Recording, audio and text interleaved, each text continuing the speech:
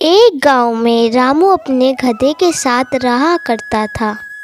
खा लो मेरे गधे, खा लो, बहुत खा लो। कल तुम्हें ज़्यादा मेहनत करनी है।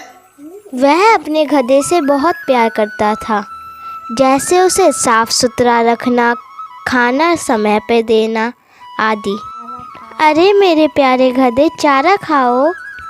रामू अपने गधे के साथ व्यापार करने बाजार जाता और कुछ न कुछ बेचकर। मेरा गधा बहुत मेहनत करता है। अरे मेरा प्यारा गधा। और वह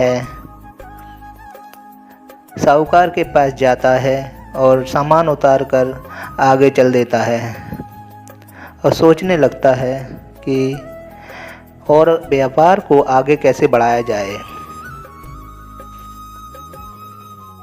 घर आ जाता।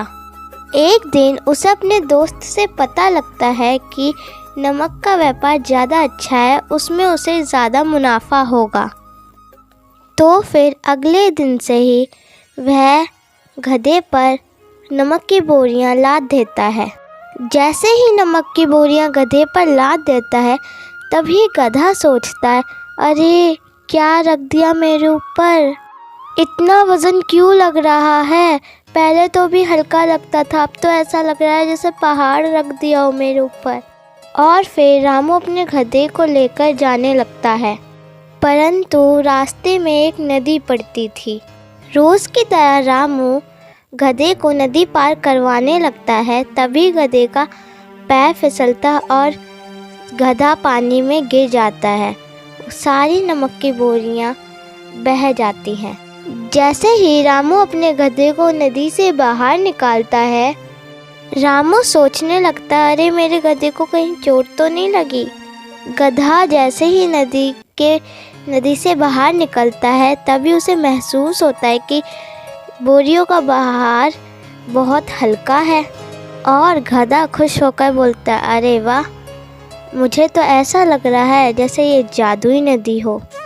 गधा बहुत खुश होता है क्योंकि उसे बाजार नहीं जाना पड़ता। और फिर जैसे ही गधा घर पर आता है, वह बोलता है, ये काम बहुत अच्छा है, अब मैं यही करूँगा।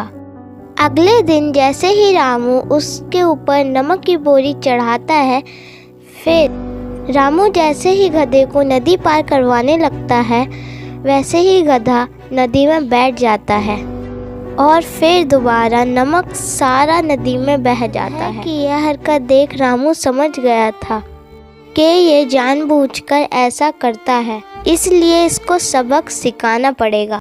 अगले दिन रामू गधे के ऊपर रुई की बोरियां लाद देता है। आज जैसे ही रामू अपने गधे को बाजार की ओर ले जाने लगता है, तभी गधा सोचता है, अरे वाह, आज तो बड़ा हल्का लग रहा है, पर मुझे उससे क्या, मैं तो नदी में बैठ जाऊंगा।